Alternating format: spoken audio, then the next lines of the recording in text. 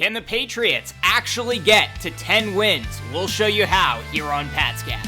Patriots rise, it's a brand new day. A fresh new squad, a tougher way. Built from the ground. Welcome to Patscast. I'm Brad Whitaker. Good to be with you. Patriots so far have had a tremendous offseason, coming off of a consensus A-grade draft. If you ask everyone other than Michael Felger, whose opinion we highly value here at Patscast. But if you're picking the field versus Felger, everyone said that the Patriots have had a great offseason, not just with the draft, but with all of the free agent additions. They've done everything we can hope for as fans to rebuild quickly and get back into playoff contention right away. And look, we'll know more specifics about the Patriots' schedule when it's released on May 14th, which is coming up. But if you just look at their future opponents, which we have in front of us now, they have a real shot of getting to that 10-win total. And I'm going to go through those opponents, obviously not the schedule at this point, but go through those opponents and actually be cautiously conservative with these selections. For the most part, I am not going to give the Patriots the benefit of the doubt, other than maybe a couple of games, and still show you how easy it is for this team right now, the roster that's currently constructed, to get to 10 wins, which seemed like an impossibility just 3 months ago. But why don't we start here with the division? Of course, we know the Patriots play the same 6 games every year, 1 game at home, 1 game on the road against each of their division rivals. We'll start with the 2 games against Buffalo, home and away. We know the Bills, they're a legitimate Super Bowl contender. I know the Patriots have split with them, winning games at home each of the last 2 seasons, but last year was the garbage Joe Milton game where the Bills weren't trying. And the year before was frankly Mac Jones's last decent game as a quarterback in New England, and the Bills really struggled there in the first half of that game and almost came back and won it down the stretch. But, just being overly cautious about this, it's possible the Bills take a step back and the Patriots steal another win, but I'm going to chalk both of those games up as losses. So, no wins so far against Buffalo. And then you have the 2 games against Miami, home and away. Now, we know the Dolphins, they've probably taken a major step back. They are very close to being considered a full-on rebuild team at this point. We don't know exactly what's going to happen with Tyreek Hill, for example, but sounds like he's going to be traded. And Tua, not a lot of confidence in him. He's a decent quarterback when healthy, but Miami, I don't think they're on the up. But let's be honest, historically the Patriots have struggled against the Dolphins, particularly on the road, but even at home recently. They were at Miami late last year, so if we're going by the cycle that you tend to see year after year, chances are the Patriots once again are going to have a September game in Miami. Hopefully it's not a season where they open week 1 against the Dolphins on the road, but we've seen that happen a lot, and there's a real probability that happens once again because there often are division opponents in week 1. So I'm actually not going to give the Patriots a win here either, certainly on the road and even at home, because the Patriots just have struggled against Miami in recent years, and maybe that's a game they should win at least at home, but again, being overly cautious with these picks and not just giving Patriots wins because I'm a fan. I'm having them losing both games to the Bills and both games to the Dolphins, and I'm still going to show you how they get to 10 wins despite going 0-4 against those 2 division opponents. Well, we'll start with the Jets, right? We know we're going to get a win there, right? So you got 2 games against the Jets at home and on the road. And I really like Aaron Glenn, but I have no confidence in the Jets organization. It's going to take Glenn a while to rebuild, if he can even do it, to rebuild that organization and get them back to where they once were with Rex Ryan and Mark Sanchez, which that team wasn't even that great. I know the Patriots lost on the road last season in New York on Thursday Night Football, just an abysmal game, but the Jets are in a full-on rebuild right now. I do not trust them rebuilding their offensive line. They lost Morgan Moses, who's now the Patriots' right tackle. They're trying to make it work with Justin Fields at quarterback. I'm going to give the Patriots both wins here, okay? So coming out of the division games, I have them losing both to the Bills, both to the Dolphins, and then taking 2 against the Jets. Now, if you want to say they'll split with the Jets, they'll split with the Dolphins, it's the same result here. But again, I'm being cautiously conservative about this. And look, if the Dolphins are bad, that might be 2 more wins. But as of right now, just 2 wins against the Jets after going through the divisional opponents.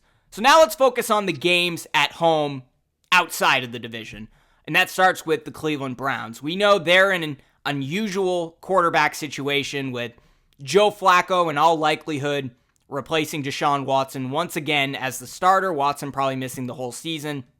Shedeur Sanders is now in the mix there. They drafted Dylan Gabriel ahead of Shedeur Sanders, and Kenny Pickett is in that quarterback's room. So, look, I'm a Flacco guy. I really like Flacco, but at this point in his career, that doesn't scare me too much, particularly coming on the road in New England, even though Flacco has played pretty well in Gillette in years past. Let's say it works out with Shedeur Sanders, and somehow he finds himself as a starter there. It's still going to take him some time to actually start winning some football games. Dylan Gabriel won't be anything more than a backup, and we'll see if Kenny Pickett is even on that roster by the time the season starts. Certainly, Cleveland has a pass rush that can give the Patriots some trouble, but do you see the Browns moving the ball consistently on offense on the road in New England? I don't. We can chalk that one up as another win. Then you have the Atlanta Falcons. They have some weapons, we know, and Michael Penix looking to make a leap in year 2. But they have a projected win total of just 7.5 games, which is 2 less than they had last year. And I wasn't very impressed with the Atlanta Falcons last year. Again, they had 9.5 wins as the projection. You either bet over or you bet under. This year, that's down to 7.5. So Vegas seems to think the Falcons got worse. Heading to Foxborough, I might give them a little bit more of an advantage if the game were in Atlanta, but can't pick against the Patriots in this game at home. Even if Michael Penix looks decent, he was still the 4th, maybe 5th best quarterback in that draft. I'm going to pick Drake May at home against the Falcons there. Then you have the New York Giants. And, as entertaining as the Shedeur Sanders drama was on draft night, I do think the Giants did make a mistake moving up into the late first round to take Jackson Dart. Instead of just waiting and eventually taking Shedeur Sanders, they probably should have done that. They probably had a bad interview, that's why they didn't do it, but I think Jackson Dart is a carbon copy of Daniel Jones. In fact, I think he's worse coming out of college than Daniel Jones. This was a Giants quarterback move, if I've ever seen one before. I don't think it's going to work out with Dart. I could be wrong. Even Eli Manning, we know what he did to the Patriots in those 2 Super Bowls, wasn't that great of a quarterback outside of those seasons, right? Like, the Giants historically have not been a great quarterback team in recent decades, even with Eli Manning, because he was not consistent year after year, and I don't think Jackson Dart is going to be highly successful. I think they're going to be back at the top of the draft again next year, Brian Daboll looking for a job, and them drafting another quarterback. Everyone compliments the Mara and Tisch families as some of the best owners in the NFL, but I think we're stuck in the 80s a little bit with that. The Giants have been nothing but a garbage fire of an organization for about a decade now. Them and the Jets have just been an embarrassment to New York. They don't even play in New York. They play in the swamps of New Jersey. This should be an easy win, even if the Giants do improve a little bit. So now we have the Patriots at 5 wins. I just had them picking up 3 at home against the Browns, Falcons, and Giants. This is where it gets a little bit more interesting. The Carolina Panthers. I thought they had a really good offseason, and the organization is heading in the right direction, particularly after the end of last year. It looks like they might be able to make it work with Bryce Young. But do you have the confidence in Bryce Young making a leap in year 3 that he can be considered a top 15 NFL quarterback? I really don't. And Carolina, even though I think the trajectory is in the right place and they're starting to get some real weapons at receiver, they're still arguably the worst team in the NFC South right now. I'd give that nod to the New Orleans Saints, to be honest. I think they're the 3rd worst team, but this should be a game that the Patriots are able to win relatively easily, even if the Panthers are a little bit better and they're heading in the right direction. But they got to come up to New England and win. I just don't see it happening. So another victory there for the Patriots. And then these next 2 are basically coin flips, in my opinion. For the most part, I'm not giving the Patriots the benefit of the doubt, but in these next 2 games, I think it is a little bit. But I'm still, I'm not being overly biased toward the Patriots here. Because, again, these are 2 games that should be winnable. In fact, the Patriots probably will be the favorite heading into these games. That starts with the Pittsburgh Steelers. I'm assuming Aaron Rodgers is going to be their quarterback. They did draft Will Howard, who is, very similar in terms of raw traits to Drake May, but has a long way to go to be an NFL starting quarterback, certainly longer than Drake May had entering the league as a rookie.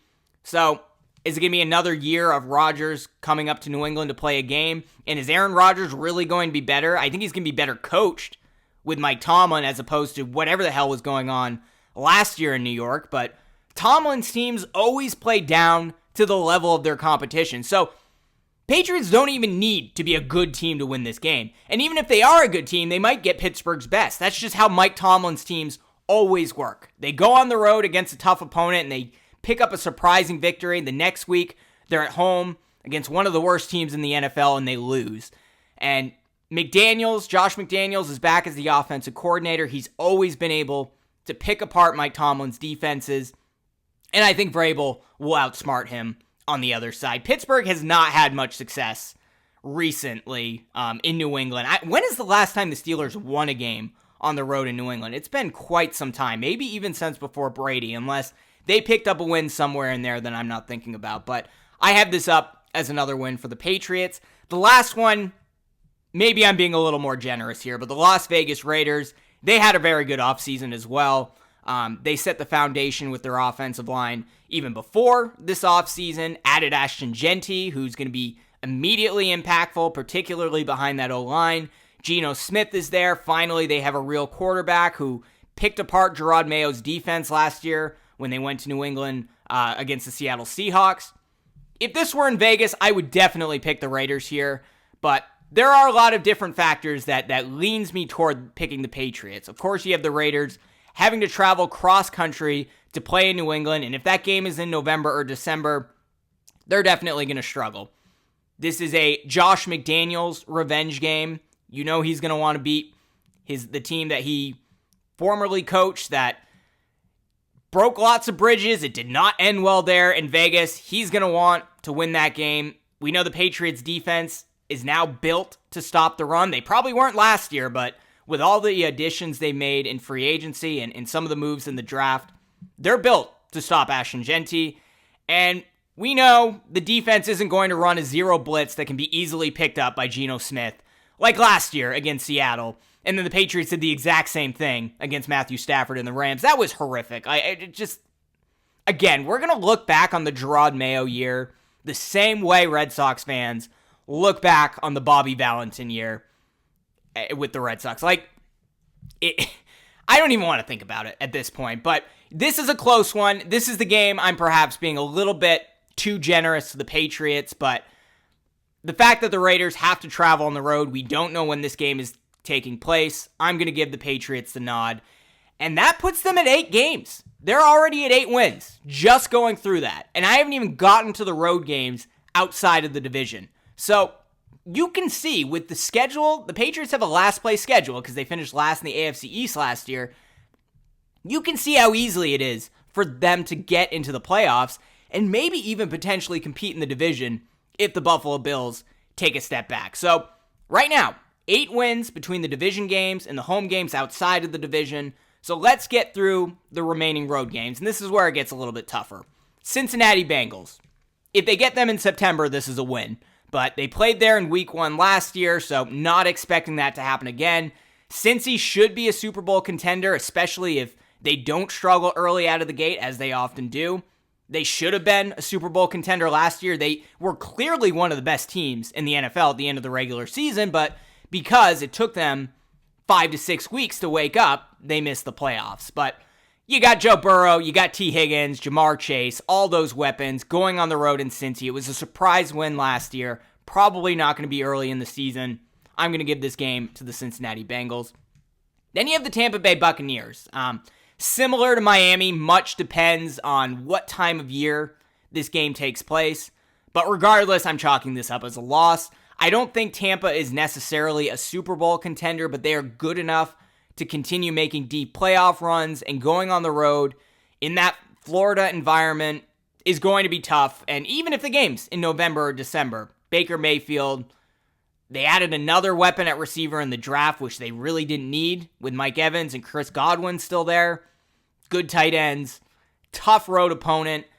Patriots might be able to make this a battle, and I'm ultimately going to give it to the Tampa Bay Bucks, and definitely going to give it to them if it's a September or October game. Then the New Orleans Saints. We know there's a full rebuild happening in New Orleans. Derek Carr is likely to miss a large chunk of the season, perhaps even the whole season. Even if Carr is out there, I'm not that confident in him at this point in his career. They drafted Spencer Rattler last year, who is too limited in his frame and his traits, and probably won't be anything more than a spot starter or a backup in this league. They did draft Tyler Shuck in the second round, which is a bit of a reach. I think he should have been maybe a fourth or a fifth rounder, but it's going to take him some time. If he's going to be the starter, I think it's going to be Tyler Shuck or it's going to be Spencer Rattler. Who knows? But I know New Orleans is a tough place to play on the road, but this is basically a tank year for the Saints. They're probably, that's going to be the Arch Manning selection next year, right? The New Orleans Saints. Wouldn't be shocked. I think the Patriots should be able to win this game fairly easily. Next up, we have the Baltimore Ravens. Major Super Bowl contender. Even if they weren't, Baltimore is always a tough place to play. Patriots often struggle to contain Lamar Jackson. The last time they went to Baltimore, they really struggled to contain Jackson. Seeing this definitely as a loss. Even if the Patriots somehow had the best record in the NFL going on the road in Baltimore, I'm still picking the Ravens. Then the Tennessee Titans, the last game I have here on the list. This is a real revenge game. You know, the Josh McDaniels getting fired from the Raiders. I think we all saw that coming. I think McDaniels saw that coming. He probably wanted to finish the season.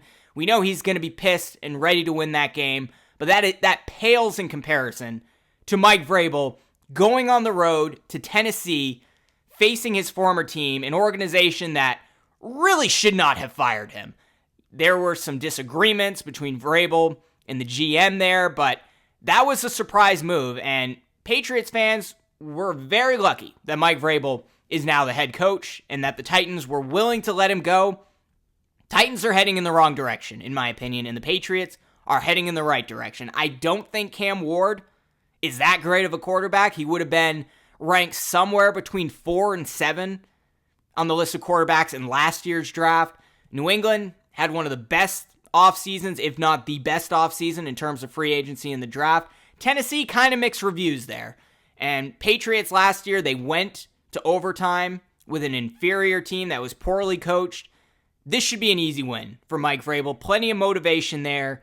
A team that's really rebuilding. I know the Patriots are rebuilding too, but they should be able to go on the road and win that game at Tennessee. And that's how you get to 10. That's it. I wasn't overly generous. Maybe the Vegas game at home, maybe the Pittsburgh game at home, but I know the Steelers never show up on the road against New England. 7 wins at home against the Browns, the Falcons, the Giants, the Jets, the Panthers, the Steelers, and the Raiders. And then just 3 wins on the road against the Jets, the Saints, and the Titans. Now, we know the league changes year to year. Good teams are bad the next, bad teams are good the next. It all changes. There's a ton of parity in the NFL. Patriots are going to steal one of these games that we're not expecting, and they're also going to lose one of these games that we're not expecting. That's just the way the NFL works. But if the Patriots drastically improved, I actually would not be surprised if they have the same win total in 2025, this coming season, as they do in 2026, the following year. This year, they have a last-place schedule. Looks to be an easy schedule. If Tampa and Miami on the road fall later in the year, it gets even easier. Then you look at 2026. Let's say they improve. Let's say the Patriots don't win the division, but they finish second. They beat out the Dolphins. Jets are in last place. They end up with a second-place schedule in 2026. Well, let's look. I have it in front of me at their 2026 opponents. They have the Broncos at home, the Packers at home, the Raiders again at home, the Vikings at home. Then they have to go on the road to Chicago, Detroit, Kansas City. They have to face the Chargers on the road.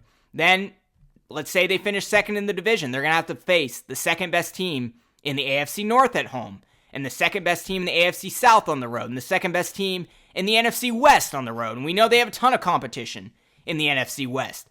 Patriots could make a big leap here and somehow get to 10 or 11 wins, and then we're sitting here talking about the Super Bowl in 2026, and then they win one less game because of it.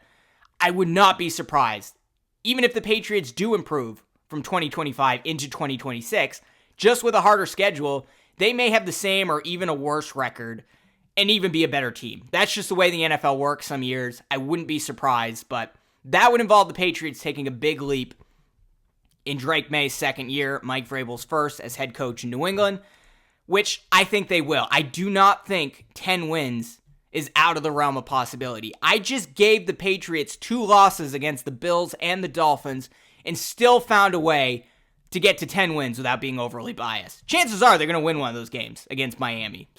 And they may steal one against the Bills, as they've done each of the last 2 years. Going to be interesting, but let me know in the comments, does this seem unreasonable? Do you think Patriots can get to 10 wins? Where am I off? What am I overlooking in some of these games, like Vegas or Tennessee or the Falcons or any of these teams you think are going to be sneaky good that will beat New England? Or do you think they're going to be even better than 10 wins? I'm curious to hear from you in the comments. But I want to get to this because last week I made a podcast earlier this week rather, I made a podcast talking about Sir Eftton Chisum III, the wide receiver out of the University of Eastern Washington. And I think I did a bit of a disservice to Sir Eftton Chisum. You know, most people look at his 5'11", 200-pound frame and think, he only ran a 4.7 140-yard dash. Like, this guy shouldn't even be playing in the NFL. And that is concerning, for sure. But someone's straight line speed in track gear, it's not the best measurement for determining a receiver's success in the NFL. Remember Tyquan Thornton? Bill Belichick basically said, we're slow, we need speed. So what did he do? He found the best receiver who ran the best 40-yard dash that year. In fact, I think he had run the best 40-yard dash in history. And they got Tyquan Thornton. So they got speed. But the moment he made any physical contact with the defense or had to stop on a dime and run an out route, it didn't work. It was a massive failure with Thornton. Eftton Chisum is basically the exact opposite of that. Chisum was the top-ranked wide receiver in FCS competition this past year. He had 120 catches, 13 and 11 yards, 13 touchdowns. He set the FCS record with 53 consecutive games with a catch, surpassing Cooper Kupp, another Eastern Washington guy. And that's every game he played. Every single game of his career at Eastern Washington, Eftton Chisum caught the ball at least once. So, that's pretty nice. He's also, what else do I have here? His 120 catches also broke Cooper Kupp's school record there, and he finished second to Cooper Kupp in receptions and average yards per catch at just over 6.5 yards. This guy basically is very similar to Cooper Kupp. Now, Kupp has a couple inches on him, very similar frame though. Kupp only ran a 4.62 40-yard dash, which is, 9/100ths of a second faster than Eftton Chisum, so it's a little bit faster, but that's still well below average for a receiver that size. Slightly shorter arms and smaller hands than Cooper Kupp, but he's actually more athletic in a variety of ways. So his vertical was 3.5 inches higher than Kupp's was when he went to the NFL Combine. His broad jump was 2 inches farther at 9 foot 10 inches. His short shuttle was 2/100ths of a second faster, and his 3-cone was only 2/100ths of a second slower. He also had 2 more bench press reps than Kupp did at 225 pounds. He had 16 reps, and Kupp only had 14. So the athleticism is there, even if the speed isn't necessarily there. I guess the question is, how does that translate to the football field? Well, we know his speed tops out, right? He's not going to beat you over the top. By the time he's 20 to 30 yards downfield, the DBs, they're going to be able to catch up to him, no problem. But where he will beat you is with his release, his acceleration, his excellent route running, yards after the catch. This guy is really strong, very elusive, breaks tackles easily for a player of that size, incredible hands. He has some limitations, obviously, with his arm length and his catch radius and just his general size, but if he has the ability to catch it, he will catch it. He's also a very high IQ guy who is gonna follow Vrabel and McDaniel's marching orders and really wants to follow in Cooper Kupp's footsteps. And, we talked about Cooper Kupp many times on this podcast. I really thought Patriots would make a run at him because he wouldn't cost a ton of money. And yeah, he's a little bit banged up at this point, and his production's gone down. But I thought Kupp could be a real contributor in New England. This is taking a flyer on a guy who could potentially be a Cooper Kupp type player. And if Jalen Polk, Javon Baker continue to struggle, there's no guarantee those guys make the roster. I think this guy will make the roster because he's going to do whatever the coaches ask of him. And if those guys struggle, I think he will leapfrog them ultimately on the depth chart. Now, I've heard a lot of comparisons that he's a Julian Edelman or Wes Welker type slot receiver, and there definitely is some truth to that. I think he has the release and quickness of Julian Edelman, just not the speed. Edelman's speed, he was like 0.2 of a second faster in his 40-yard dash. But as I said on my last podcast, he's not fast, but he's quick. And he's able to get off the line quickly, put defenders on their toes, really great at those quick slant routes, finding space immediately. You're just not going to line him up on the outside and have him run 40 yards down the field because that's just not the type of receiver that he is. But does have the release and quickness of a player like Julian Edelman. Maybe not quite as good, but he has the capability of being developed into that type of player. But he's probably more of a Wes Welker. Welker ran a 4.65 40-yard dash, which is very close to what Eftton Chisum ran. Chisum's a little bit bigger than Welker, but Welker played a lot bigger than his actual size. I think we're going to see a lot. He's kind of a hybrid of the two. And this is the type of player that, Josh McDaniels loves, undrafted guys who high IQ, a little undersized, not the greatest combine scores, but are tough, willing to do whatever you ask of them. Compare that to what Jalen Polk and Javon Baker did last season. I don't know. He might be the better guy when all's said and done. And we know Kayshon Boutte might be on the trade block. Kendrick Bourne, who the hell knows what happens with him. It's a crowded receiving room right now, and it's going to take a lot for Eftton Chisum to make that leap. But like I said, if Polk and Baker are a disappointment once again, Vrabel didn't draft those guys. He's not going to hesitate to cut them. I could see them keeping Polk around, throwing him on the practice squad or something if, because he was a second-round pick last year. But I think both of those players are on thin ice at the moment, and that leaves an opening there for Eftton Chisum if he wants to get a spot on this roster. And he could also be a practice squad guy, too. Undrafted guys tend to not be plucked away by opposing teams. So you could just put him there, and then once injuries happen, he works his way up there. It took Julian Edelman a little while to get into that role that he was in New England. Contributed quite a bit on special teams. Wes Welker was there, went down with an injury. Then we saw Edelman out there and said, oh, this guy's very similar to Welker. And within a couple of years, he's the Julian Edelman that might get a red jacket next week, depending on how the fan vote plays out. Eftton Chisum could be that guy. He is a special teamer. He could contribute right away on special teams. That was a common theme in this year's draft, particularly in the mid to late rounds and in undrafted free agency. Patriots picked a lot of guys that can contribute on special teams. Eftton Chisum can be that guy, and then slowly work his way into the rotation at wide receiver, a la Julian Edelman. Real possibility. I could see it happening, but I don't know. If you watch Eftton Chisum, let me know in the comments below. Do you think this guy has a ton of potential? I got to be honest, it's really hard watching tape on Eftton Chisum, particularly when he's at home, because Eastern Washington University, it looks like they play in the fifth circle of hell. I get the blue turf with Boise State. It's kind of gimmicky, but you can at least still see what's happening on the field. Eastern Washington is just a giant distraction. It makes your eyes bleed. It's not an attractive place to watch a football game. So if you're going to watch Eftton Chisum tape, just watch him on the road. Unless, you want to have a view into Satan's soul, which is what the Eastern Washington football field looks to be. But that's it for this episode of Pat's Cast. If you're watching on YouTube, you like this video, be sure to smash that like button, subscribe to this channel, hit that notification bell or subscribe if you're listening on Apple Podcasts or Spotify. A lot of content coming up. You know, we certainly got rookie minicamp. We got minicamp and OTAs and training camp. Not that far away.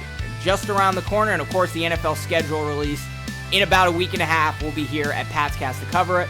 You're not going to want to miss it. Patriots rise, it's a brand new day. A fresh new squad, a tougher way. Built from the ground with grit and steel. This year's for real, yeah, that's the deal. Hey, Pat's Cast knows what's coming in. Don't count us out, we're built to win. Protection strong and make and sling. This new squad's got a playoff ring.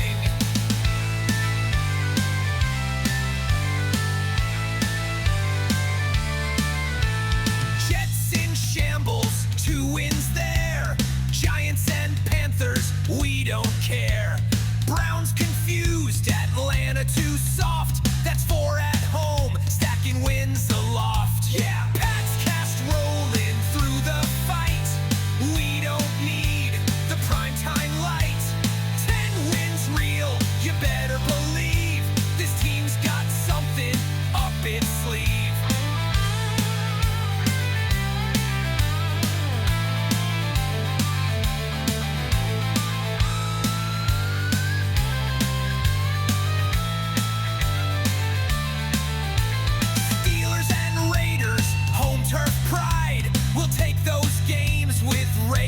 Guide. Saints in rebuild, Titans too. Drake May leads with the fearless crew. Hey, Pat's Cast shouting, loud not thin. Defense bites, and May's locked in. 10 wins, we count them proud. Now chant it with us, shout it loud. 10 wins, 10 wins. Pat's Cast grins. 10 wins, 10 wins. Let's run out and win.